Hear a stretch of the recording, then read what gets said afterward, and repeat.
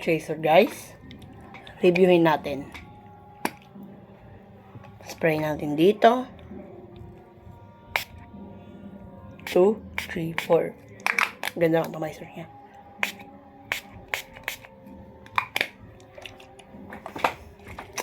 Storm Chaser, guys. Hindi pasado to sa akin. Pero mabango, parang mabango rin siya. Pero hindi to pasado sa akin. Parang, yan ako to 5/10. Bakit? Bakit yung inano 5/10?